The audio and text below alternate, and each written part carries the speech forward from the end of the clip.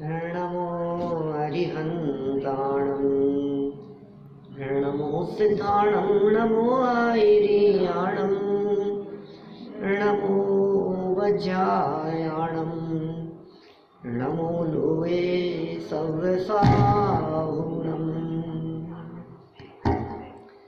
मोक्षमार्गस्य नेतारं भेतारं कर्मभूभृतां ज्ञातारं विश्वतत्त्वानां वन्दे तद्गुणलब्धये वन्दे तद्गुणलब्धये वन्दे तद्गुणलब्धये।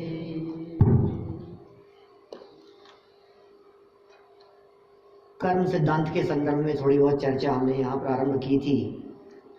वस्तुतः तो अपनी चर्चा जैन दर्शन के विशेषताओं के संदर्भ में चल रही है।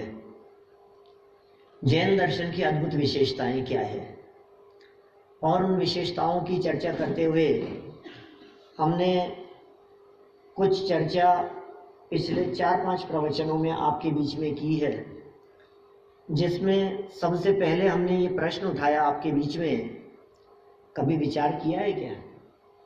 भाई क्या बात कर रहे हो, विचार क्यों नहीं करते हैं? हम तो खूब विचार करते हैं। आप कौन से विचार की बात कर रहे हैं? विचार कब नहीं किया हमने? हम तो हमेशा करते हैं। नहीं, हम जो कह रहे हैं उसका विचार किया है क्या? कि क्या कह रहे हैं आप? हम ये कह रहे हैं कि ये जो शकल और अकल का अंतर है, ये अंतर क्यों है?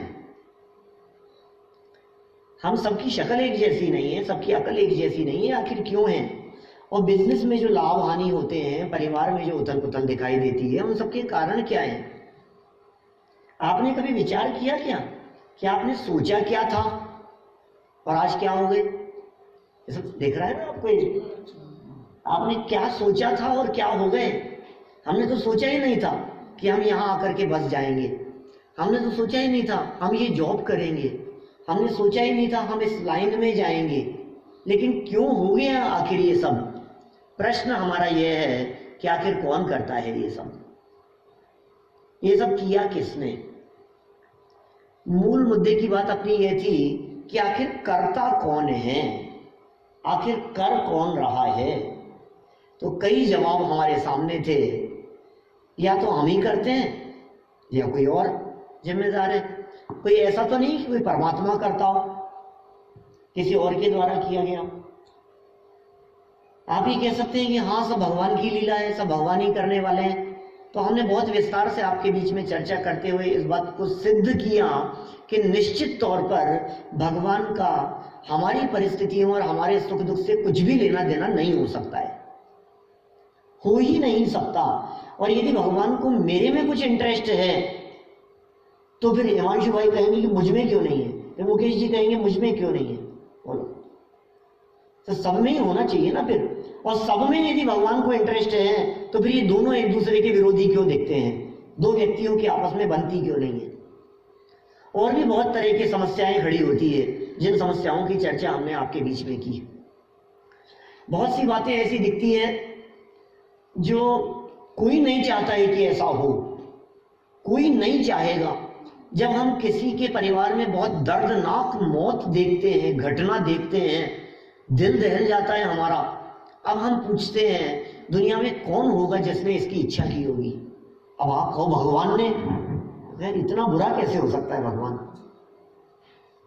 माने भगवान को करता धरता मानने पर कितने चैलेंज आएंगे, कितनी प्रॉब्लम्स खड़ी होगी, आप इसकी कल्पना भी नहीं कर सकते हैं। मैं यदि 1 महीने तक सिर्फ इसी टॉपिक के ऊपर आपसे चर्चा करता रहूं कि भगवान करता धरता नहीं है तो भी मतलब कम पड़े। इतने विषय हैं उसमें, इंटरकनेक्ट हैं सब आपस में, जिनकी हम चर्चा कर सकते हैं। भगवान करेंगे तो ये समस्या आएगी, फिर दुनिया बनाएंगे तो कहाँ से आएगी? ईश्वर कर्तृत्व का जिस तरह का निषेध किया है, रॉ मटेरियल कहाँ से लेकर के आया, भगवान पहले कहाँ से आया, भगवान को किसने बनाया, बहुत तरह की बातें हैं उसमें। तो फिर इन सारी बातों का जो ये सारे प्रश्न आपके सामने खड़े किए गए, आखिर इन सबका करता धरता कौन है? तो फिर एक जवाब सबका सामने आता है। हम सब पढ़े लिखे हैं, हम सब बुद्धिमान हैं, हम सबकी बात ख्याल में आती है। क्या जवाब ख्याल में आता है? ये दिखता है हमारे को, सबके अपने अपने कर्म है। भाई साहब भगवान क्या करेगा? भगवान कौन है?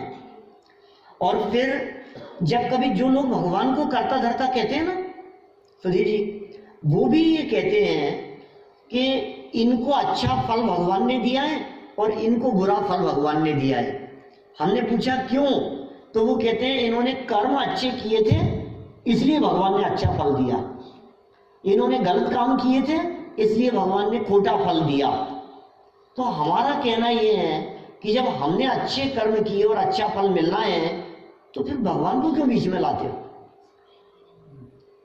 एक लड़के का, एक बालक का यदि स्कूल में, यूनिवर्सिटी में उसने टॉप किया है, उसका रिजल्ट बहुत जबरदस्त रिजल्ट आया है, और कोई व्यक्ति ये कहे कि ये तो टीचर की कृपा से हो गया, तो कहेगा यार मेरा किया हुआ सब और जबरदस्ती टीचर की कृपा कह रहे हो, कौन स्वीकार करेगा बतलाओ मेरे को। आपने जो कुछ भी काम किया, मेहनत की, आपने अपने ऑफिस में मेहनत की, आपने अपने बिजनेस में मेहनत की, और उसका रिवॉर्ड जब आपको मिला, जब आपको बुलाया गया मंच पर, स्टेज पर, तो ये कहा गया कि इनमें तो कुछ नहीं था, वो तो इनके बॉस है ना, उनकी कृपा से इनको मिल रहा है, तो फिर आप क्या कहोगे? यार दे क्यों रहे हो यार मेरे को, क्यों बेइज्जत कर रहे हो मेरे को?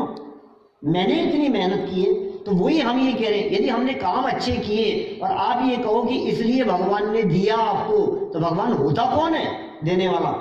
जब मैंने ही अच्छे काम किए थे तो मेरा अधिकार है उस सबके पीछे। तो जो भी अपने को रिवॉर्ड मिला है उसके पीछे भगवान का कुछ काम नहीं हो सकता है। और यदि किसी तरह की कोई सजा कोई भगवान देता है तो हम उस भगवान का गला पकड़ सकते हैं जाकर के कि भैया हमें मिले तुम्हारे को सजा देने के लिए, हमारे ही परिवार मिला तुम्हारे को, हमारे मासूम की से बच्चे की तबीयत खराब कर दी तुमने, हम भगवान को जाकर के पकड़ लेंगे।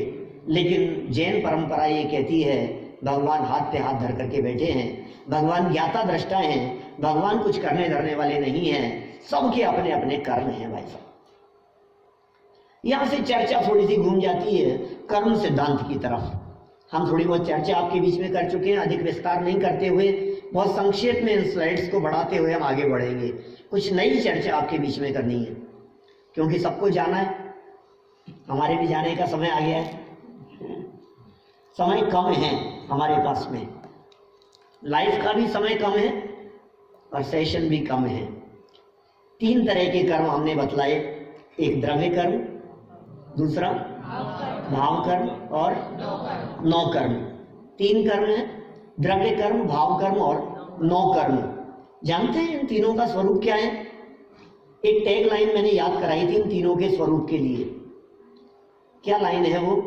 द्रव्य कर्म तो दिखते नहीं है और नौ कर्म दिखते हैं और भाव कर्म महसूस किए जाते हैं। शास्त्र में नहीं मिलेगी आपको ये चर्चा, ये बातें शास्त्र की नहीं है। लेकिन जिन कर्मों का फल मिलता है, जिन कर्मों के बारे में हम बात करते हैं, सबके अपने अपने कर्म हैं, वो कर्म दिखते नहीं है किसी को। जब हम कर्म की बात करते हैं तो एक तो होता है कर्म, हाथ पांव चलाना, दौड़ना, सब कर्म कर रहा है, मेहनत कर रहा है, ऑफिस जा रहा है, फैक्ट्री डाली है इसने, ये वो दुनिया भर की उठापटक कर रहा है, उसके बारे में हम कहते हैं कर्म कर्म कर्म, ये कर्म कर रहा है। एक तो ये कर्म हो गया, ठीक है। एक दूसरे प्रकार का कर्म है जो पार्टिकल्स हैं धूल जैसे, वो दिखते नहीं है हमारे को। और ये जो दिख रहे हैं सब, ये सब कौन से कर्म है? ये सब है नौ कर्म। और एक तीसरे प्रकार का कर्म है जिसे भाव कर्म कहा गया है। बहुत संक्षेप में इनको यहाँ परिभाषित किया गया। सबसे पहले द्रव्य कर्म को समझाया, जीव के भाव, उनका निमित्त पाकर के बंधने वाले धूल जैसे कण होते हैं, धूल के समान कण जो आत्मा के साथ में चिपक जाते हैं। क्यों चिपकते हैं? वो आत्मा के असली स्वभाव को प्रकट नहीं होने देते।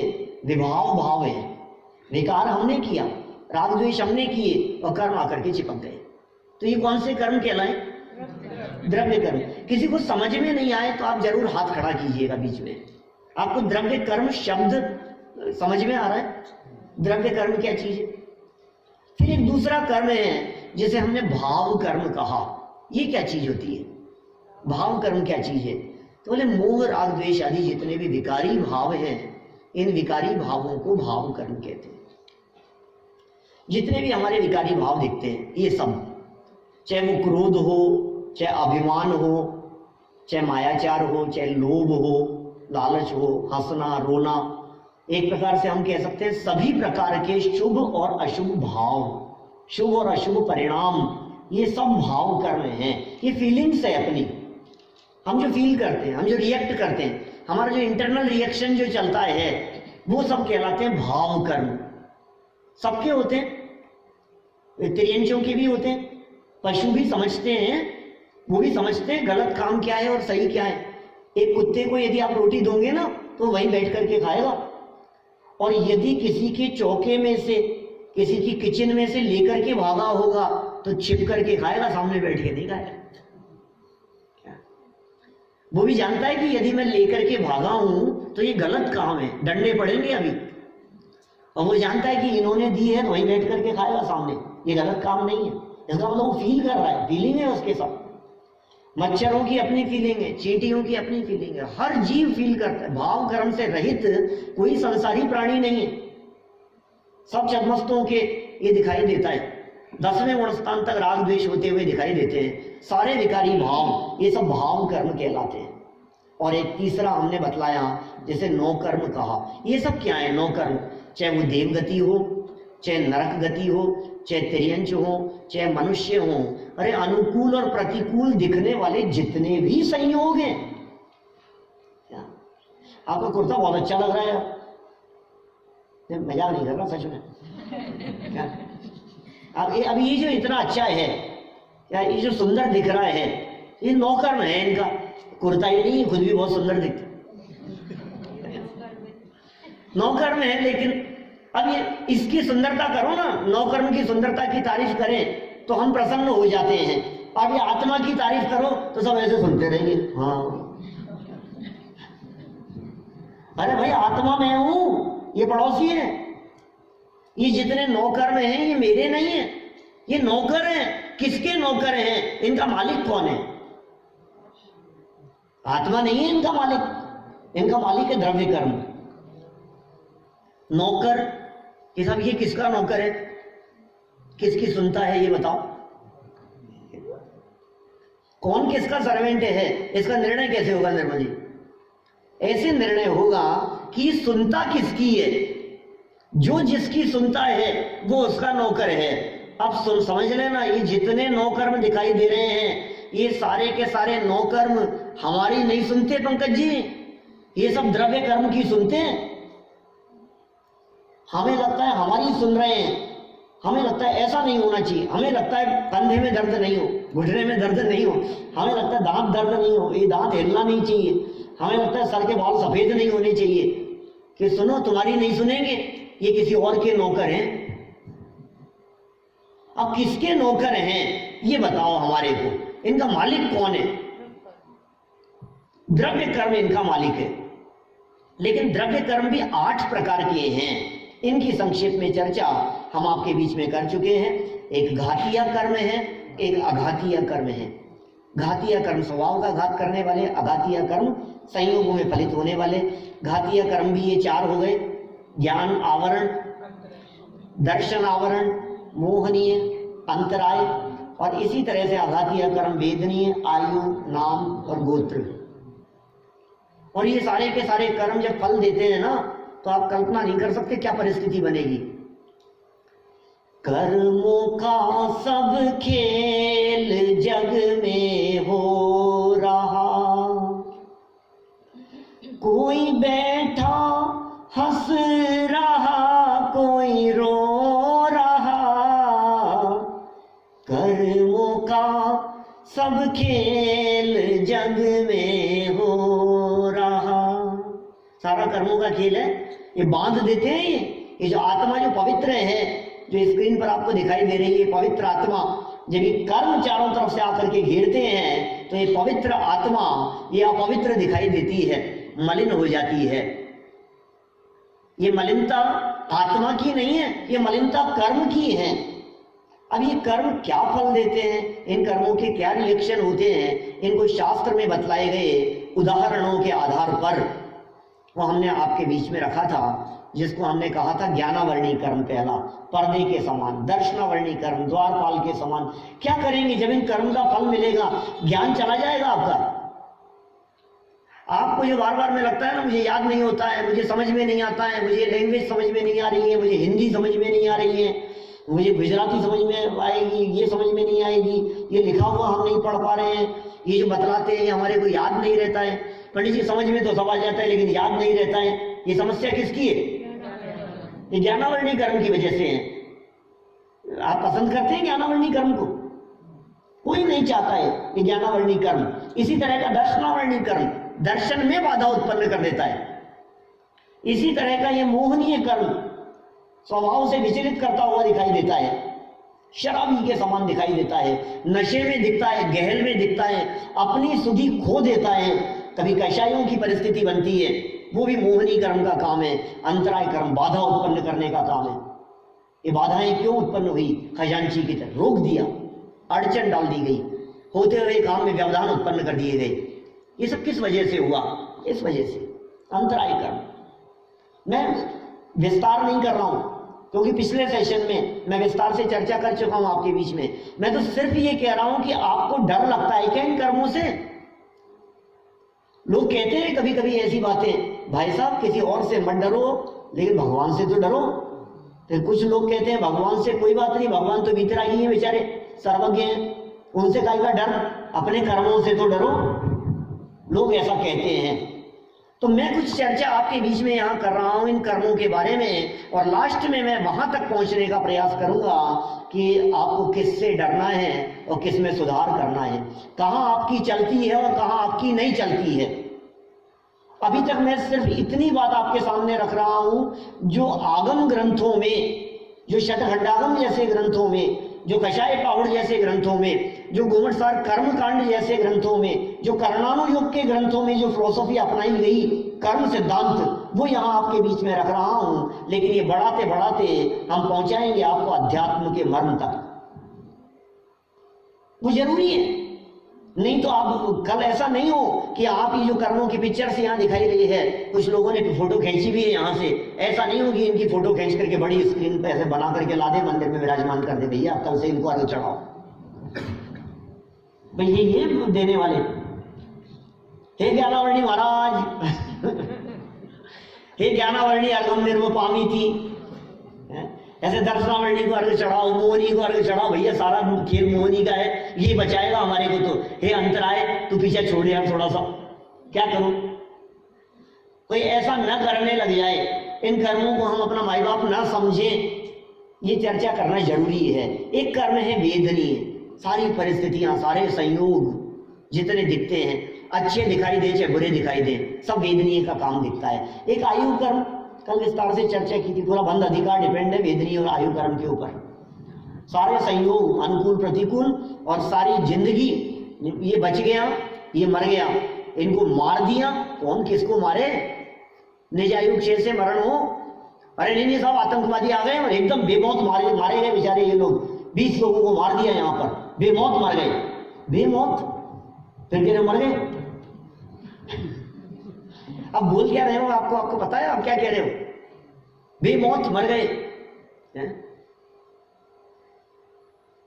आपके किसके साथ में आए यहाँ? हम दोनों अकेले ही आए, हम दोनों और अकेले। ये बोल क्या रहा है इसको पता ही नहीं है।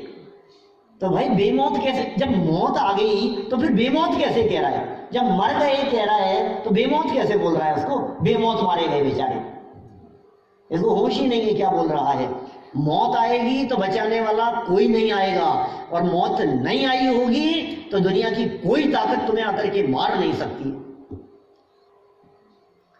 हमने आयु कर्म के संदर्भ में एक स्टोरी सुनाई थी आपको। मेरे पास कम से कम 50 कहानियां हैं आयु कर्म के संदर्भ में, लेकिन इतना समय नहीं है आप लोगों के पास में। कोई ऐसा नहीं समझे कि हमारी आयु पूरी होने वाली है, समय नहीं है का अर्थ। मतलब ये जो आयु कर्म का जो मैटर है ये समझना पड़ेगा गहराई से। इसी तरह से एक नाम कर्म है, सारे शरीर की व्यवस्थाएं, मैं कितना सुंदर दिखता हूं, मैं कितना बदसूरत दिख रहा हूं, मेरा काला क्यों पड़ रहा है, चेहरे पर झुर्रियां क्यों पड़ रही है, सब नाम कर्म का काम है। और इसी तरह से गोत्र कर्म है जो उच्च कुल और नीच कुल की बात करता है। आखिर ये सारे कर्म बंधे क्यों, इनके पीछे कारण क्या था? तो कुछ कारण की भी चर्चा हमने आपके बीच में की है। अभी विस्तार यहाँ नहीं करूँगा। मैंने आपको एक हवाला दे दिया था, मेरे चैनल पर भी, संजीव गोदा चैनल पर भी बहुत सारे कर्म पे प्रवचन है नैरोबी के, और IJS के चैनल पर भी मयामी के प्रवचन है, 8 कर्म वाले प्रवचन। तो आप विस्तार से ये जो कारण की जो चर्चा है ये आप वहां से जाने। मानिए ये सब अपना किया हुआ है, कर्म बेचारे जबरदस्ती आपको आकर के परेशान नहीं करते भाई साहब। मैं क्या करूं साहब, कर्म है सब। बोलो आशीष जी, कल क्यों नहीं आए थे मंदिर? अरे साहब क्या मतलब है, ऐसे अंतराय कर्म का उदय आ गया था। नहीं आप क्यों नहीं आए थे? कि नहीं मैं तो आना चाहता था लेकिन उदय ही अंतराय का था, मैं क्या करूं?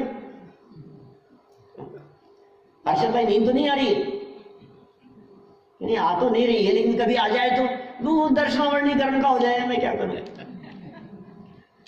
देखिए ऐसे बहाने बनाते हैं हम कर्मों को लेकर के, लेकिन भाई साहब बहाने बनाने की जरूरत नहीं है। कर्म है किसके? ये कर्म बांधे किसने थे? ये किसका किया हुआ है? तुम कर्मों के ऊपर ब्लेम नहीं कर सकते हो। टोडरमल जी का एक बहुत महत्वपूर्ण वाक्य है, उसकी तरफ आप लोगों का ध्यान आकर्षित करना चाहता हूं। पंडित जी साहब ने इतना सुंदर वाक्य दिया, स्वयं तो मेहनत बने रहना चाहता है और अपना दोष कर्माधिक पर लगाता है। जैन दर्शन में ऐसी अनीति संभव नहीं है। यह अनीति है, ये बेईमानी है। किसको धोखा दे रहे हो आप कर्म का बहाना बना करके? अरे साहब क्या करें, ऐसा ही असाता का उदय चल रहा है आजकल, तो आ ही नहीं पा रहे हैं। ऐसा असाता का उदय आया है, आजकल मंदिर नहीं आ पा रहे हैं, आजकल प्रक्षाल के नहीं आ पा रहे हैं। क्यों साहब? ऐसा असाता का उदय आ गया है, पैर में चोट लग गई है, इसलिए ऐसा नहीं हो रहा है। भाई कर्म को दोष मत दीजिए आप, ये कर्म हमारे ही बांधे हुए हैं। तो ये सारे कर्मों के कारणों की चर्चा की यहाँ, किस किस वजह से ये कर्म बंधे हैं। इसी तरह से जैसे ये अंतराय कर्म वगैरह की हमने चर्चा की, ऐसे अघातीय कर्म हैं और इन अघातीय कर्मों के भी आश्रम के कारण बतलाए गए। ये कर्म क्यों बंधते, अघातीय कर्म क्यों बांधे गए, उनकी भी चर्चा हुई। वेदनीय कैसे बांधा, वेदनीय कर्म क्या काम कर रहा है, आयु कर्म कैसे बंधता है, अब कैसे काम होते हैं जिससे नरक में जाता है, कौन से कामों से स्वर्ग में जाता है, मनुष्य कौन से कार्यों से बनता है, इसके परिणाम किस तरह के होते हैं, सब आयु कर्म की चर्चा, नाम कर्म की चर्चा, गोत्र कर्म की चर्चा। फिर हमने एक बात कही कि सुनो, अरे पाप तो तुम हंसते हंसते करते हो। जब शराब पी रहे थे तब तो दिन नहीं सोचा था तुमने, जब टीवी के सामने बैठ करके मजे कर रहे थे तब तो नहीं देखा था, जब आलू चाट पकौड़े खा रहे थे तुम तब तो पार्टी कर रहे थे, मजे आ रहे थे तुम्हारे। ये जीव पाप तो हंसते हंसते करता है, किंतु जब फल भोगने का अवसर आता है तो रोता है, और ये क्या हो गया, ये मेरे साथ ही ऐसा क्यों हो रहा है, हे भगवान मेरे साथ ही ऐसा क्यों हो रहा है, मैंने ऐसा क्या किया कि तुमने ही किया है, किसी और का फल किसी और को नहीं मिलता है। ये जैन परंपरा का बहुत मार्मिक बिंदु है, किसी का फल किसी और को नहीं मिलता है। हर्षद भाई लगता है हमारे को ऐसा, समाज में जब मैं सुनता हूँ, लोगों के बीच में जब चर्चाएं करता हूँ तो लोग ऐसी बातें कह देते हैं, अरे साहब आज तो बताए क्या हुआ, नीरव भाई आज रोड क्रॉस कर रहा था मैं, मुझे तो आइडिया नहीं था यहाँ मतलब ऐसे देख करके किया जाता है, दौड़ गया मैं तो, और बगल से इतनी तेज स्पीड से गाड़ी निकली, मरते मरते बच गया बस। और अपन तो कोई गरम गरम करते नहीं है कुछ भी, हमारे दादी जी बहुत करते हैं, उनका कोई दिया लिया आड़े आ गया। ऐसी बातें करते हैं, आपके यहाँ अमेरिका या न्यू जर्सी का पता नहीं मेरे को, लेकिन हमारे इंडिया में तो लोग ऐसी बातें करते हैं। आप लोग भी करते हैं कैसे हैं? हम तो कुछ करते नहीं। हमारे दादी जी बहुत धर्मात्मा थे, हमारे बाबूजी बहुत धर्मात्मा थे, वो बहुत धर्म करते थे, तो अपन ने तो लाइफ में कुछ किया नहीं, तो बच कैसे गया मैं कि उनका किया हुआ मेरे काम आ गया। किसी का किया हुआ किसी के काम नहीं आता है, ये संभव नहीं है। मेरा जो फोन है ना, मैं चार्जर लाना भूल गया। आपके पास में आईफोन का चार्जर है? नहीं है, सैमसंग का है, वो लग जाएगा, क्या हो गया? नहीं वो तो नहीं लगेगा पंडित जी, तो एक काम करो आपका लगा लो यार, तो ये चार्ज हो जाएगा। मुकेश भाई नहीं होगा, आपके फोन को चार्ज पे लगाऊंगा तो ये चार्ज नहीं होगा। यार तो खास समझता हूँ आपको तो बहुत मैं। इतने क्लोज रिलेशन है अपने, इतना सा काम नहीं हो सकता। अरे पंडित जी हम आपके खास हैं, लेकिन ये चार्जर इसको करेंगे तो वो चार्ज नहीं होगा। तो कर्म यदि आपने बांधे, अच्छा चलो उल्टा करो, कोई बात नहीं, तुम्हारे दादी जी ने, तुम्हारे दादाजी ने बहुत पाप किए थे, कल तुम्हें भुगतना पड़े, मैं गाय को भुगतूंगा। मैं आपसे पूछना चाह रहा हूं, जब उनका पुण्य आप लेना चाहते हो और यदि आपसे एक आ जाए उनका पाप तुम्हें भोगना पड़ेगा, तो आप क्या कहोगे? हम तैयार नहीं है। तो जब आप किसी के पाप को भोगने के लिए तैयार नहीं है, तो दूसरे का पुण्य लेने के लिए क्यों तैयार हो जाते हैं? यह अन्याय है। ये जैन परंपरा में ऐसा अन्याय नहीं होता है। स्वयं ही विचार करना पड़ेगा भाई साहब। सोचो जरा, कर्म करते समय सोचो, बाद में सोचने की जरूरत नहीं है, पहले सोचो। क्या सोचें कि नरक में डंडे पड़ेंगे तब क्या होगा, या अभी सोचना पड़ेगा आपको? नरक गति के दुखों की खबर है आपको? थोड़ी बहुत विस्तार से चर्चा नहीं करूंगा, बहुत सारी बातें करनी है मुझे आपके बीच में। थोड़ी बहुत चर्चा, थोड़ा बहुत खबर है आपको नरक में क्या होता है। वहां की भूमि को स्पर्श करने मात्र से, ये एक एक दृश्य दिखा रखे हैं इस कॉर्नर से, देखो आप, और छेड़ाला की लाइनें बोलते चले जाओ और आपको ये सारे दृश्य दिखाई देते रहेंगे। ये छेड़ाला के अंदर जो दिखाए हैं, वहां की भूमि को स्पर्श करते ही ऐसी वेदना होती है, करोड़ों बिच्छुओं ने काट लिया हो। तिल तिल करे देह के खंड, सेवर तरु दलजुत असी पत्र, असी जो देह विदारे तत्र, मेरु समान लोह गर जाए, ऐसी शीत उष्णता थाए। ये सारी पंक्तियां आप बोल करके देखो छेड़ाला की। भूख प्यास सर्दी गर्मी, ये कौन भुगतेगा? ये किसको भुगतना है? विचार करना पड़ेगा। इतना ही नहीं, ये खोटे कार्य जो हमारे द्वारा किए जाते हैं दैनिक जीवन में, लाइफ में, एक बार उनके फल के बारे में भी विचार कर लो। इतने से ही नहीं है, और भी है। ये जितने दिखाए हैं ना आपको सामने, इसके अलावा भी है बहुत सारे। बेईमानी करता है, अबॉर्शन कराता है, किसी को परस्त्री सेवन करता है, झूठ बोलता है, चोरी करता है, मायाचारी करता है, बेईमानी करता है, मुनिराजों की निंदा करता है, उत्सर्ग करता है, सब तो व्यसनों में लगा रहता है। और आगे भी है, ये देखो आप, व्यसनों में लगा रहता है निरंतर, चुगली करता है, झूठ सच मायाचारी धोखाधड़ी बेईमानी अनीति अन्याय, ये क्या क्या कर रहा है।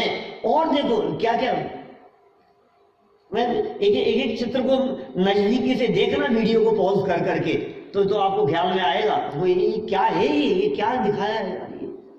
ये हमारी हालत है, भुगतना पड़ेगा। कौन सा पाप बोलो, सोचो जरा, विचार करो। ये जितने पाप की चर्चा हमने नरक के दृश्य दिखा करके आपके बीच में किए हैं, हम आपसे पूछना चाहते हैं, एक बार विचार करो, आप सोचो जरा। क्या सोचे? ये जितने पाप आपको दिखाए गए हैं, अब महत्वपूर्ण बात कह रहा हूं हिमांशु भाई, प्रश्न क्या है मेरा कि सबसे बड़ा पाप कौन सा? ये जितने पाप दिखाए, इन पाप में सबसे बड़ा पाप कौन सा बोलो? हिंसा, झूठ, चोरी, कुशील, अरे क्या है, तो देखो कितना गंदा व्यक्ति है, कितना खराब आदमी है, इसको देखो आप, अरे कैसा दुष्ट है ये कैसा बेईमान है। कौन है? सप्त व्यसन, मांस खाने वाला, शराब पीने वाला, कुशील व्यभिचार करने वाला। तो कौन सा पाप ऐसा है जो पाप सबसे बड़ा पाप हो? हिंसा। हिंसा बहुत बड़ा पाप है। हिंसा बड़ा पाप है, या चोरी करना बड़ा पाप है? हिंसा बड़ा पाप है या कुशील बड़ा पाप है? कुशील मतलब व्यभिचार, परस्त्री सेवन, हिंसा बड़ा पाप है। ये बड़ा पाप नहीं है, सारे ही हैं, पाप तो पाप ही है। ये बच्ची कह रही है मिथ्यात्व, सही है बेटा, बिल्कुल मिथ्यात्व सबसे बड़ा पाप है। सबसे बड़ा पाप क्या है भाई साहब? ये हमारे को पता नहीं है। आत्मा की विराधना, ये सबसे बड़ा पाप है। हिंसा हमारे को पाप दिखाई देता है, झूठ हमारे को पाप दिखाई दे रहा है, मांस भक्षण हमारे को पाप दिखाई दे रहा है, सप्त व्यसन हमारे को पाप दिखाई दे रहे हैं। मैं एक छोटी सी बात आपसे कहना चाहता हूं, कौन सा अपराधी ज्यादा खतरनाक अपराधी है? वो जो छोटी सी चोरी करके पकड़ में आ जाए, या वो जो बड़े बड़े अपराध करने के बावजूद भी पकड़ में नहीं आए, सज्जन दिखाई दे रहे? वो शातिर है भाई साहब, अरे कितने शरीफ सज्जन दिखाई दे रहे हैं, लेकिन अंदर में जो है उसके वो ज्यादा बड़ा अपराधी है ना। जो व्यक्ति अपराध करता हुआ दिखाई दे रहा है, जो व्यक्ति अपराध करता हुआ पकड़ में आ रहा है, वो ज्यादा बड़ा अपराधी नहीं है, क्योंकि वो तो अपराध करना जानता ही नहीं है। अपराध किस तरह से किए जाते हैं, अभी वो अच्छा चोर नहीं है, वो कमजोर कच्चा चोर है, कमजोर है वो पकड़ में आ गया। जो पकड़ में नहीं आ रहा है क्या, वो खतरनाक है। हम जिस पाप की बात कर रहे हैं, जिस वीराधना के पाप की हमने यहां आपके सामने बात छेड़ी है अभी, ये महापाप, ये वो पाप है जिसे दुनिया पाप नहीं कहती है, जो पाप जैसा दिखाई नहीं देता है। बोलो, लगता है आपको ये कैसा पाप है? पाप जैसा ही नहीं लगता है। ईश्वर को कर्ता मानना ये पाप नहीं, पाप का बाप नहीं, पाप का दादा है, ये महापाप है। इसका नाम है मिथ्यात्व। क्या कह रहा हूं सरदार जी, सही कह रहा हूं? ये हमें पाप ही नहीं लगता है। हमें ऐसे लगता है किसी चोरी कर ली ना तो लगता है ये पापी है, और भगवान के सामने कहें ये भगवान संकट मिटा देना, ये पाप ही नहीं लग रहा हमारे। ये भगवान आपके आशीर्वाद से सब भला हो जाए, ये पाप नहीं लगता हमारे को। ये महापाप है, मैं ये कह रहा हूं। ये मिथ्यात्व है, ये गृहीत मिथ्यात्व है। ईश्वर को कर्ता धर्ता मानना, आत्मा को कर्ता धर्ता मानना, और गृहीत मिथ्यात्व, गृहीत और अगृहीत मिथ्यात्व। बोलो, खबर है क्या इस मिथ्यात्व की? ये मिथ्यात्व कितना बड़ा पाप है। ये जो है ना, जितने पाप अभी पीछे दिखाए थे, जिन पाप के फल में आपको नरक दिखाया था, वो तो सब पाप के फल में है। निगोद किसके फल में है? वो मिथ्यात्व के फल में है। पाप के फल में जीव मर करके नरक चला जाता है, और मिथ्यात्व के फल में ये जीव निगोद में चला जाता है। निगोद में चला जाना वो मिथ्यात्व का फल है। ये देह में एकत्व बुद्धि, ये पाप नहीं महापाप है, ये मिथ्यात्व है। ये समझ में नहीं आ रही है हमारे को। सबसे पहले यदि कोई छोड़ने योग्य काम है तो मिथ्यात्व छोड़ने योग्य है। और वो कैसे छूटता है? कल हमने एक वाक्य कहा था अंतिम चरणों में, उससे जोड़ता हूं मैं। हे जीव, निजात्म तत्व की स्वीकृति ही तेरा कर्तव्य है। ये तेरा कर्तव्य है, अपने आप को आत्मा स्वीकार करना कर्तव्य है।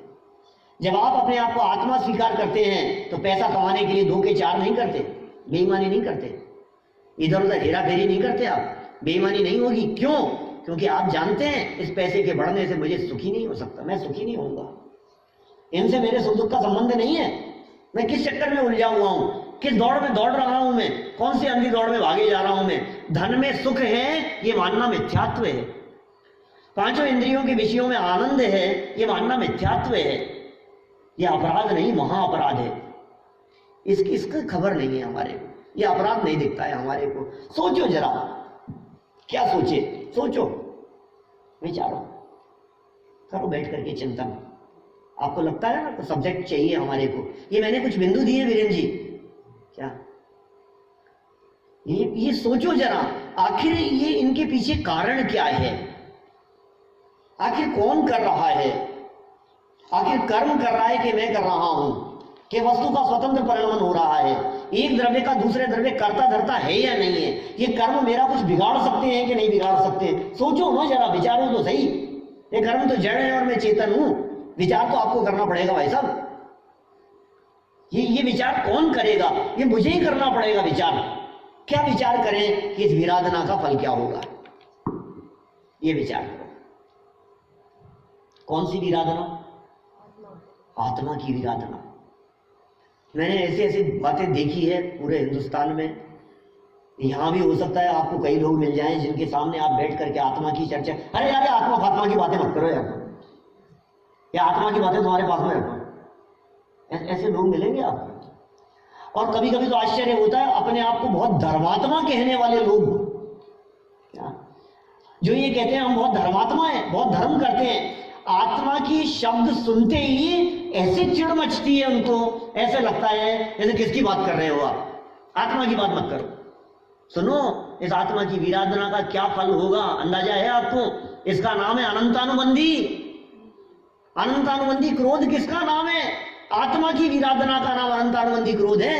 किसी व्यक्ति को मार देना, पीट देना, हिंसा कर देना, किसी की हत्या कर देना, आग लगा देना कहीं, ये इतना बड़ा पाप नहीं है जितना बड़ा पाप है आत्मा को नहीं पहचानना, आत्मा की विराधना, देव की विराधना, परमात्मा की विराधना। सोचो जरा, अरहंत भगवान की विराधना का क्या फल मिलेगा? ये क्या अपमान नहीं कर रहे हैं हम भगवान का? भगवान के सामने कुछ भी जाकर के मांगे तो मैं यदि अभी हिमांशु भाई से कहूं, यार हिमांशु भाई यार आपकी मर्सिडीज मेरे को दे दो ना यार, आप क्या कहेंगे? यार भाई साहब मर्सिडीज नहीं है, BMW है। मर्सिडीज है ही नहीं मेरे पास, में दूंगा कहां से? नहीं यार प्लीज यार, BMW मेरे को पसंद नहीं है, आप तो मेरे को मर्सिडीज दे दो आपकी। अरे भाई है ही नहीं मेरे पास में। आप कल्पना तो करो, जो डिमांड लेकर के आप भगवान के पास में जा रहे हैं वो सारी चीजें उनके पास में है नहीं। जो चीज उनके पास में नहीं है वो चीज उनसे मांग करके आप उन्हें शर्मिंदा कर रहे हैं, आप उन्हें बेइज्जत कर रहे हैं। आप क्यों परमात्मा के ऊपर लांछन लगा रहे हैं, क्यों उनको बेइज्जत कर रहे हैं, क्यों उन्हें शर्मिंदा कर रहे हैं? मैं आपसे पूछना चाहता हूं। वो क्या कहेंगे? यार मेरी इंसल्ट मत कर यार, सॉरी यार मैं नहीं दे सकता हूं यार, मेरे पास है ही नहीं यार, मत मांग यार, सबके बीच में मत मांगना यार। तो अगर मैं कुछ भी मांगना चाहूँ, है नहीं भैया मैं नहीं दे सकता हूं तेरे को, क्या कहेंगे भगवान? अनंत सुखी है, थोड़ा बहुत तो दे दो हमारे को अनंत सुख में से। बोलो नहीं देंगे भगवान, चलो कोई बात नहीं, गाड़ी नहीं देंगे, बंगला नहीं देंगे, सुख सुविधाएं नहीं देंगे, उन सबको तो उन्होंने छोड़ दिया था इसलिए नहीं देंगे वो, लेकिन सुख तो दे सकते हैं, अनंत सुखी तो है। सुधीर जी अनंत सुखी तो है ना परमात्मा, वे सुख तो दे सकते हैं ना नीरव भाई। वो तो सुखी है और हम दुखी हैं, और हम उनके पास में गए, भगवान थोड़ा सा दे दो। सुनो कितना लोगे, थोड़ा सा दे दो, आपका क्या बिगड़ जाएगा? अनंत है आपके पास तो, कि सुन तेरे जैसे अनंत आते हैं मेरे पास में। सबको थोड़ा थोड़ा सा दूंगा तो मैं खाली हो जाऊंगा। क्या करे वो परमात्मा? उनको धर्म संकट में मत डालो, सीधी सी बात ये है। उन्हें किसी उलझन में मत डालो, उन्हें तो उलझन में नहीं डालना है। लेकिन हमने एक वाक्य तुम्हारे बीच में कहा है, इस विराधना का फल क्या होगा? भगवान के तो कोई फर्क नहीं पड़ेगा तुम्हारे मांगने से, लेकिन हमने जो विराधना की है उस विराधना का फल हमें भोगना पड़ेगा। उसकी सजा किसे मिलेगी ये बताओ? आपको मालूम है छोटे छोटे से अपराध का कितना बड़ा फल मिल जाता है? एक समय की चूक में, आपने बनारसी दास जी की एक लाइन पढ़ी होगी हिमांशु भाई, एक समय की कमाई तो अनंत काल खाए हुए। सुनिए, नाटक समय सार की लाइन है बनारसी दास जी की। सम्यक दर्शन की महिमा बतलाते हुए कहा कि सम्यक दर्शन की, मिथ्या दर्शन का ऑपोजिट, मिथ्या दर्शन जो मिथ्यात्व, जो महापाप, उस महापाप का ऑपोजिट है एक दूसरा, उसको ऑपोजिट करेंगे तो क्या हो जाएगा? सम्यक दर्शन। उससे मोक्ष की शुरुआत होती है। वो सम्यक दर्शन, उसकी महिमा बताते हुए का एक समय का सम्यक दर्शन अनंत काल तक सिद्धालय में जाकर के विराजमान होगा। एक समय की कमाई तो अनंत काल खाएगा, ऐसा बनारसी दास जी कहते हैं। और मैं इसी वाक्य को बदल करके कहता हूं, एक समय की चूक में अनंत काल गंवाएगा। एक एक समय की चूक, आपको अंदाजा नहीं है। चूक गए भाई साहब, यहां चूक गए। अरे ड्राइविंग करते समय थोड़ी सी चूक हो जाए फिर क्या होगा? खुद तो मरेगा ही, औरों को ले मरेगा साथ में। क्या होता है यहां? थोड़ी सी चूक, गैस जलाते समय थोड़ी सी चूक हो गई, फट गया। यहां तो सिलेंडर होते ही नहीं है। खैर जो भी है, मतलब किसी भी तरह की दुर्घटना हो सकती है ना, सावधानी हटी और दुर्घटना घटी। एक समय की चूक कितना बड़ा नुकसान हो सकता है, कितना खतरनाक साबित हो सकता है हमारे लिए। इसलिए विराधना से बचो। आपको पता है सती अंजना कौन थी? हनुमान जी की मदर की बात कर रहा हूं, पवनंजय की वाइफ। हनुमान जी के फादर पवनंजय, उन्होंने छोड़ दिया अंजना को। कितने साल तक के लिए? 22 साल तक के लिए। ओहो, 22 वर्ष तक छोड़ दिया, बेचारी की क्या गलती थी बताओ। स्टोरी पढ़ी है आपने स्टोरी? हाँ, अंजना की क्या गलती है, ये तो पिछले जन्म की गलती थी। अरे उसी का किया हुआ है। सुनिए, ख्याल में सब आपके भाई साहब क्या हुआ था विनायक जी, ध्यान है? घटना क्या घटी थी? ये जो पवनंजय थे ना, ये पवनंजय गार्डन में घूमने गए हुए थे, यम थे, गार्डन में घूमने गए थे, और इन्होंने गार्डन में घूमने आई थी सहेलियों के साथ में अंजना। तो अंजना को वहां घूमते फिरते हुए देखा, और जैसे ही निगाह उनके ऊपर पड़ी और देखते ही रह गए। और देखते क्या रह गए, देखते ही ऐसे मुग्ध हो गए कि बेहोश हो गए। हल्ला मच गया वहां चारों तरफ, ये लड़का तेरे को देख रहा था, बेहोश हो गया। फिर पता लगा, बात खत्म हो गई। थोड़े छींटे वीटे दिए, होश में आया तो जा चुकी थी, घर ले आए उसको। तो यार मेरे को वो लड़की कौन थी, उसी से शादी करनी है। तो पिताजी तक बात पहुंच गई, इसी से शादी करूंगा मैं। तो इतने मोहित हो गए उसके ऊपर। राजा के बेटे थे, और खूब समझाया पिताजी ने कि यार ये अच्छी बात नहीं है, तेरे लिए और अच्छे अच्छे बहुत सारे रिश्ते होंगे, अपन खुद जाकर के क्या उसका हाथ मांगे, अच्छी बात नहीं है। नहीं नहीं, मैं तो उसी से शादी करूंगा कुछ भी हो। अभी इतनी बात कहने के बाद में फिर क्या हुआ, संबंध हो गया, निश्चित हो गया। अब संबंध हो जाने के बाद में नक्की हो गया कि इतनी तारीख को इतने बजे इनके फेरे होंगे, शादी होगी, संबंध हो गया। लेकिन इनको कहां धैर्य, ये तो चले गए। संबंध होने के बाद में वहां उसके घर पहुंच गए, और पीछे बालकनी से चढ़ गए ऊपर, बालकनी से ऊपर चढ़ गए। अंदर वो सहेलियों के साथ में बैठी हुई थी, और अंदर जब वो बैठी थी सहेलियों के साथ में तो बातें चल रही थी। अरे ये जिससे तेरा संबंध हुआ है, ये वही है ना जो उस दिन देखते ही बेहोश हो गया था। पहली नजर में बेहोश हो गया, लगता है अब तो जीवन भर होश में ही नहीं आएगा। जब जब तेरे को देखेगा तो उसे होश ही नहीं आएगा। मजाक बना रही थी, सहेलियां छेड़ रही थी, और ये मुझे झुका करके चुपचाप बैठी थी। और ये सारी बातें सुनी पवनंजय ने बाहर, दिमाग खराब हो गया इसका। ये क्या समझती, इतनी इंसल्ट मेरी, इतनी बेइज्जती मेरी, शक्ल नहीं देखूंगा इसकी। भाई साहब शादी हो गई, और डे फर्स्ट से वो गार्डन में देखा था, उसको देखा था क्या, उसके बाद से शादी फेरे हो गए, 22 वर्ष तक शक्ल नहीं देखी। बोलो आप, अंजना की क्या अपराध था, उसका क्या गलती थी? हम कहेंगे यार मेरी क्या गलती है, सहेलियां मजाक बना रही थी, मैंने तो समर्थन नहीं किया, मैंने तो मजाक नहीं किया, न उसने बात पूछी न उन्होंने बताई। 22 वर्ष हो गए इस घटना को, और फिर जाकर के फिर रात को युद्ध क्षेत्र में कहीं गए हुए थे, और फिर देखो आप कैसा पाप कर्म का उदय आया। वो वहां से लौट करके आए पवनंजय, उनको याद आ गई, रात्रि में एक पेड़ के ऊपर चकवा और चकवी को वियोग में तड़पते हुए देखा। ऐसा ही सही मेल है प्रकृति से उनका, उन पक्षियों का, दोनों का। वे मिलते ही नहीं है, एक डाल पर बैठे हुए हैं, उसके बावजूद एक दूसरे से मिलते नहीं है। सुबह मिलते हैं, सुबह सूर्योदय होते ही एक दूसरे से मिलान हो जाता है। बहुत देखा, रात भर उन्होंने देखा, तुरंत विचार आया उनको, ओहो 22 साल हो गए मैंने अपनी पत्नी को शक्ल नहीं देखी, मैं मिला नहीं, विवाह करने के बावजूद भी उसकी क्या हालत होगी। वो चले वहां से विमान लेकर के, रातों रात घर पहुंचे, विमान को घर उतारा, घर में गए, अंजना के रूम में गए सीधे, रात भर साथ में रहे, और विमान से वापस युद्ध क्षेत्र में चले गए। ये तो वापस आ गए, पीछे से उसको अंगूठी दे आए कि मैं आया था, कोई बात नहीं है। वो गर्भवती हो गई। ये युद्ध क्षेत्र में गए हुए थे बहुत समय से, ये गर्भवती हो गई, सास ससुर ने घर से निकाल दिया। इसने खूब दिखाया, समझाया, मानी नहीं, घर से निकाल दिया। अपने पियर गई तो पियर वालों ने नहीं रखा। पता है पेट में कौन था? हनुमान जी।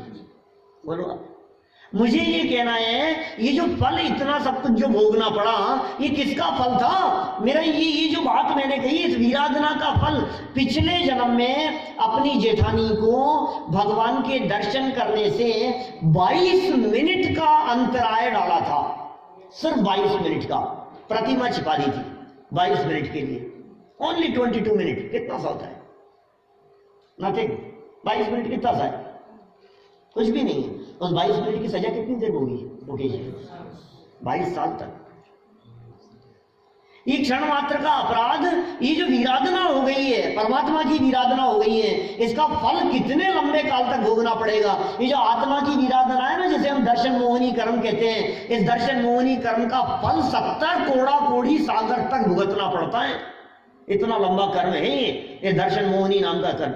70 कोड़ा कोड़ी सागर, सागर बहुत लंबा काल है, कल्पना के बाहर चले जाए। क्या करें साहब, बहुत मुसीबत है, बहुत तकलीफ है। ये तो 22 मिनट की बात कही, हंसी मजाक में न मालूम किस किस के साथ में क्या क्या चर्चाएं कर लेते हैं, किसकी हंसी कहाँ बैठे बैठे उड़ा देते हैं, किसकी बात कौन सी बनाने लगते हैं। अरे तुझे पता है उसके साथ क्या, तुझे पता है उनका क्या हुआ, तुझे पता है। अरे छोड़ो, तुम अपनी देखो, किसी और की बात मत करो। न मालूम किस किस की क्या क्या चर्चाएं करता रहेगा, दूसरों के ऊपर उंगली उठा लेगा। क्या पता क्या सच है और क्या झूठ है, हमें नहीं मालूम। सच और झूठ का हमें कुछ नहीं मालूम है, लेकिन हमने तो बात बस जवान हिलाने में क्या लगता है हमारा। आपको मालूम वसंत तिलका की घटना, अभी नहीं सुनाऊंगा आपको, पढ़ना आप उठा करके देखो। 18 नातों की कथा सुनाइए, क्या घटना, कुछ नहीं किया उसने। 2 दोस्त थे और उन्होंने सिर्फ इतना सा कहा कि यार ये कैसा प्रकृति ने बेमेल मिलाया है, और ऐसी घटना घट गई, पैरों के नीचे से जमीन खिसक जाए, ऐसी कहानी है। सुनाऊंगा नहीं।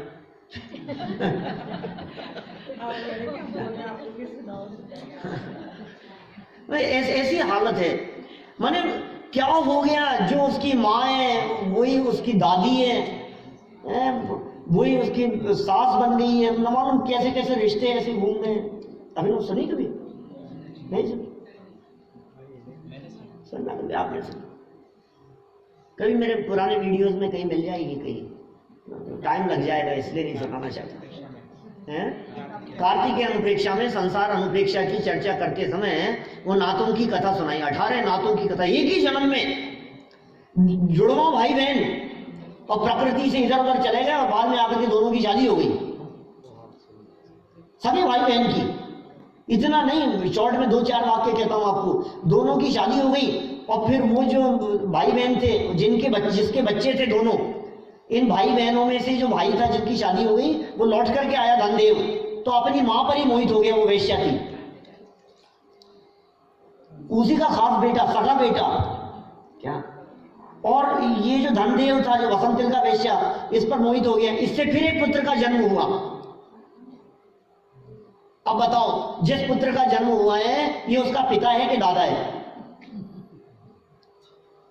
पिता तो है। और वसंत तिलका क्या लगती है कि मां है, कि वसंत तिलका तेरे पिता की मां भी है, इसलिए दादी भी लगती है। जो मां है ना, वो पिता की भी मां है, तो वो दादी भी लगती है। और वसंत तिलका यदि दादी लगती है, तो उस दादी का हस्बैंड होने से ये धनदेव, ये तेरा दादा हो गया। जो तेरा पिता है वही तेरा दादा भी लगता है। दिमाग घूम जाएगा ऐसे रिश्ते समझाए। किसका फल है? विराधना का फल है। एक बात समझ में आती है, कर्मों का फल तो मिलता ही है। बोलो, अब बोलो, ये जितनी चर्चाएं मैंने आपके बीच में रखी है, पूरी चर्चा को सुन करके हो सकता है बहुत सारे लोगों का दिल बहल जाए, घबराहट हो रही होगी, अरे यार भगवान आप बचा लो यार। कभी कभी ऐसी चर्चाएं करता हूं तो लोग बाद में खत्म होने के बाद में ऐसे आकर के पकड़ लेते हैं, आप ही बताओ अब तो। हमने पता नहीं क्या क्या पाप नहीं किए, हमने ऐसा किया हे भगवान। आपने तो आज तो नींद नहीं, दूसरे दिन आकर के पंडित जी रात भर नींद नहीं आई हमारे को, हमने भूतकाल में इतने पाप किए, आज तक हमने न मालूम क्या क्या नहीं किया है, और हमने सुना है कर्मों का फल तो मिलता ही है, भोगना ही पड़ता है। अब क्या करें? अब मैं क्या करूं? भूतकाल में किया था मैंने, लेकिन कह रहे भैया किंतु कर्म का फल तो भोगना पड़ता है, बात तो सच्ची है। लेकिन हमारा कहना यह है कि क्या कर्म दुखी करता है? ये बात हमारा जो मेन पॉइंट जो है ना, इसकी चर्चा हमें करनी है थोड़ी सी।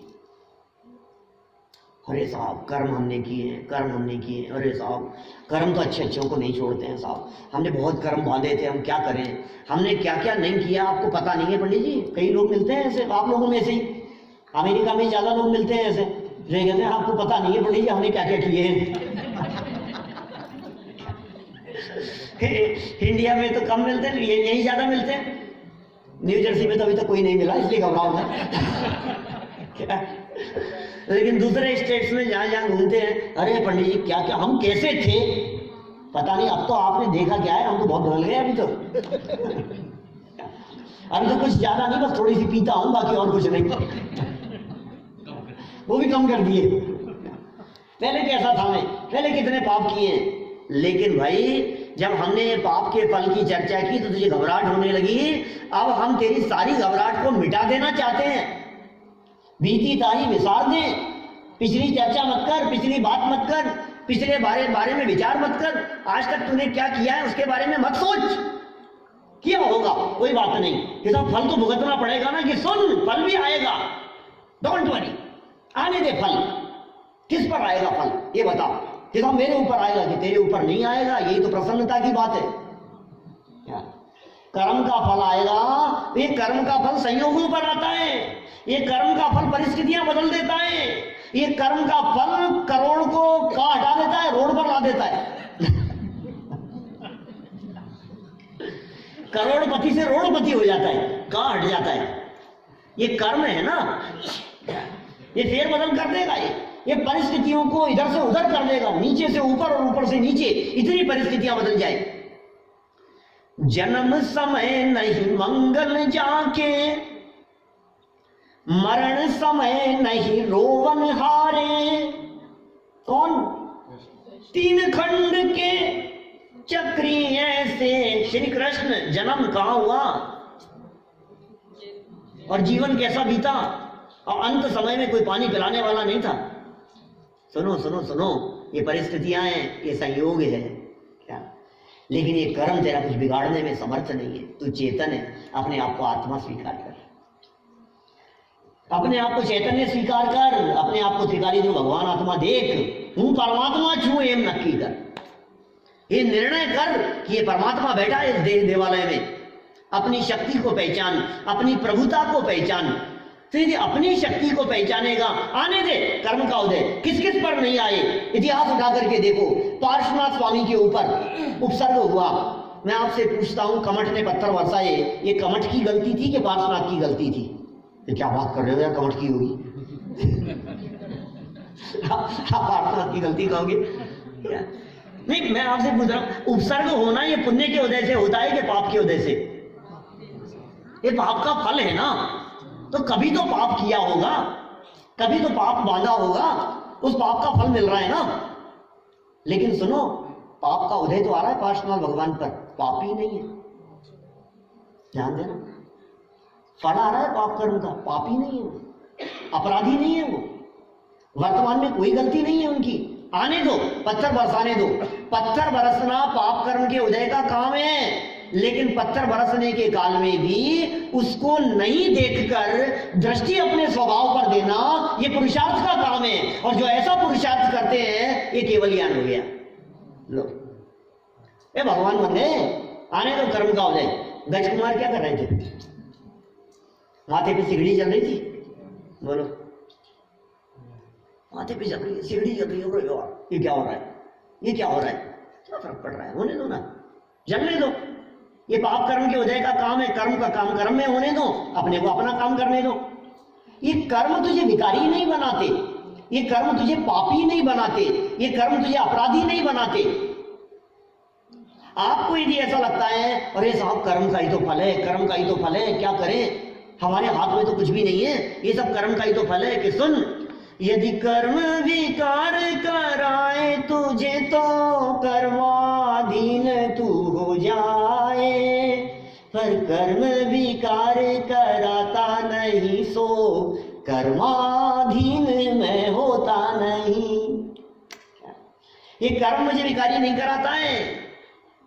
यदि आपको ऐसा लगता है कि साहब पैसा कमाना हमारे हाथ में नहीं है, संयोग हमारे हाथ में नहीं है, ये परिस्थितियां हमारे हाथ में नहीं है, शरीर की स्थिति कैसी होनी है सब हमारे हाथ में नहीं है, तो एक बात बतलाओ पंडित जी, हमारे हाथ में क्या है? क्या अब हमारे हाथ में क्या है? मैं तो ये सोच रहा था कि ये इतना अच्छा कुर्ता ये मैं खरीद करके लाया, अब आप ये कह रहे हो कि तेरे खरीदने से नहीं खरीदा जाता, अब मेरे हाथ में क्या है, जो आना होगा तो आ गया, अब मैं क्या करूं, मेरे हाथ में क्या है।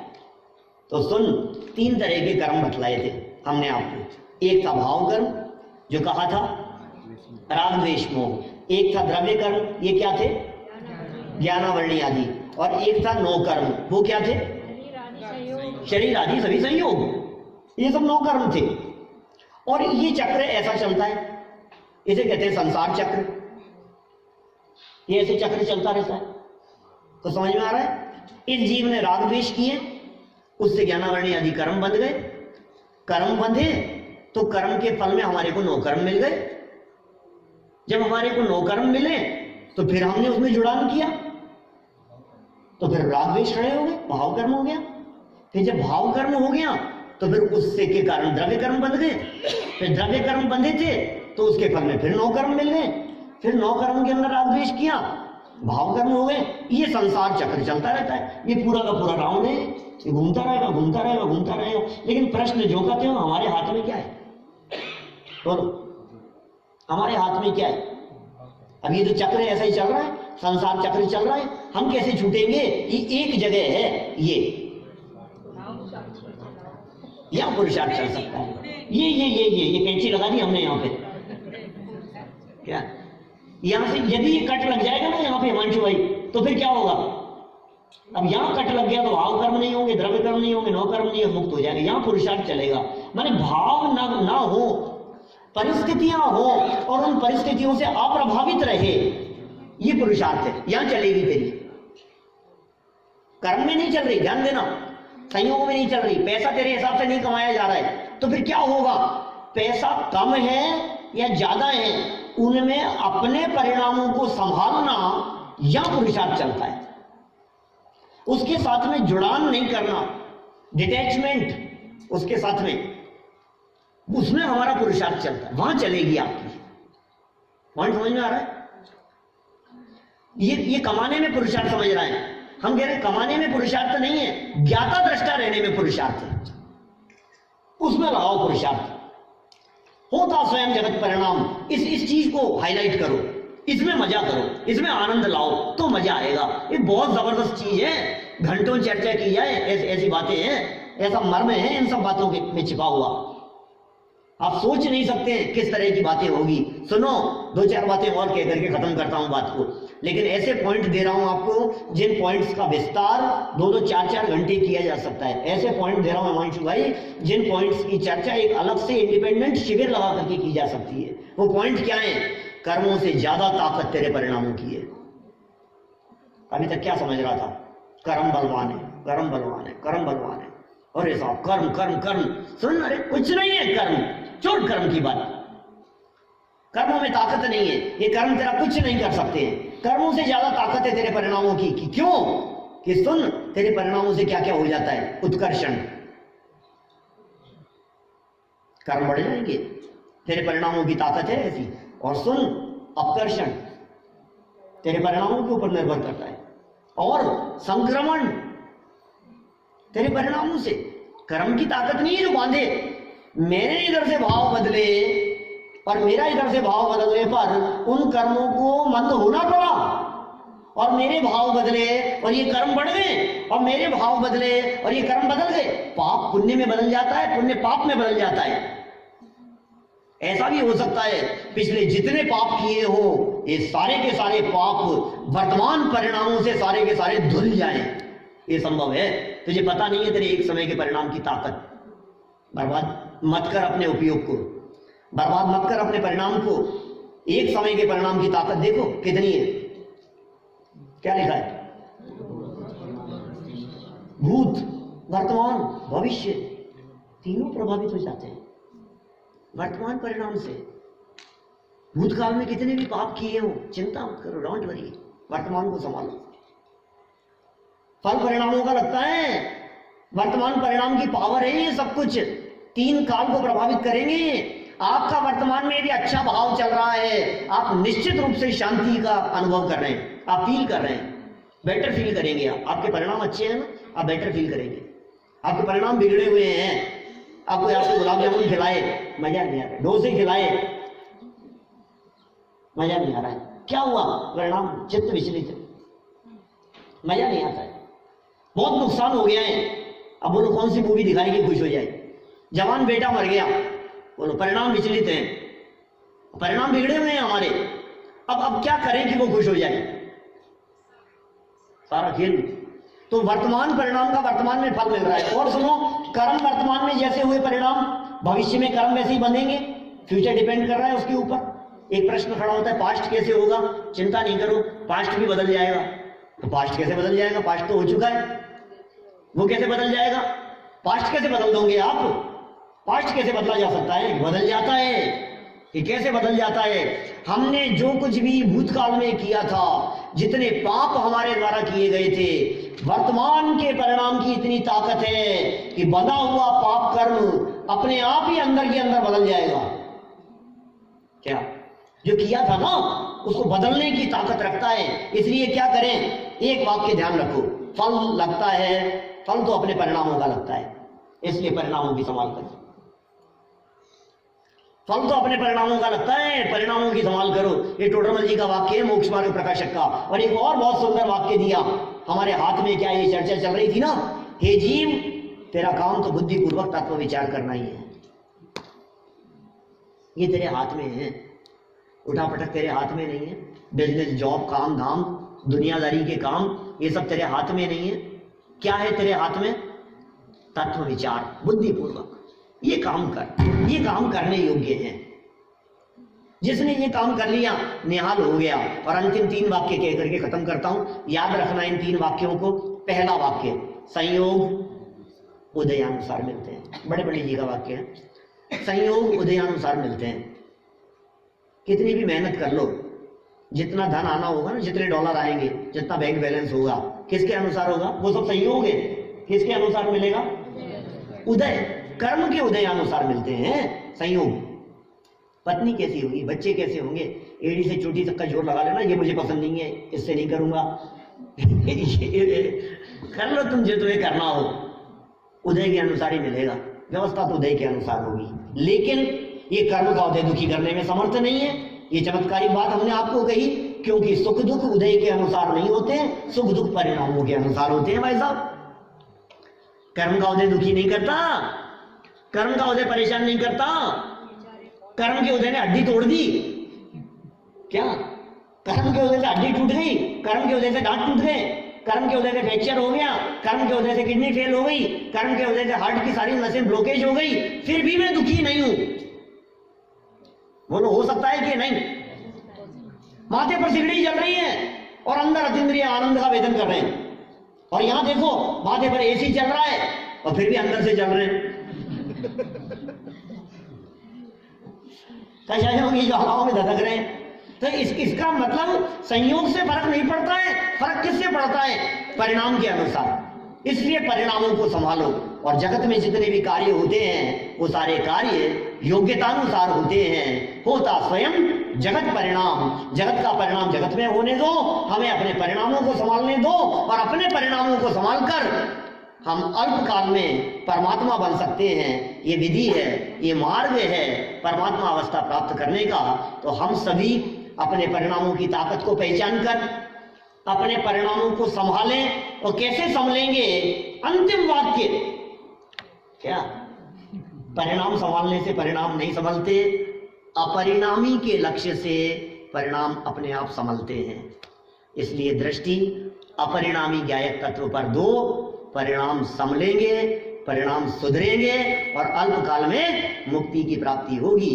हम सभी को मुक्ति की प्राप्ति हो, इसी भावना से बात को यहीं विराम देता हूं। योग्यता किसकी है उसमें?